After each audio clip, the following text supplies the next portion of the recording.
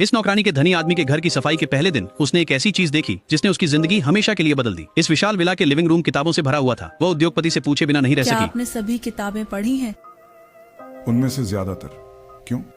जब उसने उद्योगपति का जवाब सुना तो उसे एहसास हुआ कि ज्ञान वास्तव में आपकी किस्मत बदल सकता है। जब वह घर पहुंची तो उसने सबसे पहले टीवी बंद कर दिया और स्वयं अपने बेटे के भविष्य की पढ़ाई के लिए एक योजना बनाई। उन्हें एक सप्ताह में 2 किताबें पढ़नी होती थीं और सप्ताह के अंत में उन्हें उन पर लिखना होता था। समय का उपयोग अपने भगवान प्रदत्त उपहारों को विकसित करने में करो। ज्यादा समय नहीं लगेगा, लोग तुम्हें टीवी पर देख रहे होंगे। इस माँ के शब्द लड़के के मन में बस गए। उसके बाद से कार्सन रात देर तक पढ़ाई करता, लेकिन फिर भी उसकी ग्रेड की सबसे खराब मार्क्स आती। उसने हर विषय में भी 10 से नीचे स्कोर किया। शिक्षक ने उससे पूछा कि उसने टेस्ट में कितने प्रश्न सही किए। वह केवल फुसफुसाकर उत्तर दे सका, नो। नो? क्यों बेंजामिन? ये तो अद्भुत है।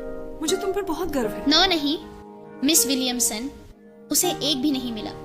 कक्षा उपहास में फूट पड़ी। कार्सन केवल शर्म से अपना सिर झुका सका। नजरें बचाने के लिए वह हर दिन स्कूल के बाद अपने सहपाठियों से बचता था। फिर भी उपहास हर तरफ था। कार्सन ने उस पर एक ऐसा प्रहार किया जिससे उसके चेहरे पर 5 टांके आए। प्रिंसिपल की फटकार के सामने उसने समझाने की कोशिश की कि यह एक हादसा था, लेकिन प्रिंसिपल ने उसकी बात नहीं सुनी। उसे सबक सिखाने के लिए प्रिंसिपल ने कार्सन की रिपोर्ट कार्ड निकाली। ये D और F से भरी हुई थी। यह एक खराब छात्र की पक्की निशानी है। प्रिंसिपल चाहते थे कि उसकी माँ कार्सन को घर ले जाकर सबक सिखाएं। अगर ये जारी रहा तो स्कूल के पास उसे निष्कासित करने के अलावा कोई विकल्प नहीं होगा। घर के रास्ते में कार्सन ने अपनी माँ से वादा किया कि वह फिर कभी किसी को नहीं मारेगा, लेकिन वह अपनी ग्रेड्स के बारे में कुछ भी वादा नहीं कर सकता क्योंकि उसने अपनी पूरी कोशिश की। शायद यह सच है जो उसके सहपाठी कहते हैं कि वह बहुत मूर्ख है, लेकिन उसकी माँ ने उसे दृढ़ता से कहा, समझदारी का इस्तेमाल नहीं कर रहे हो।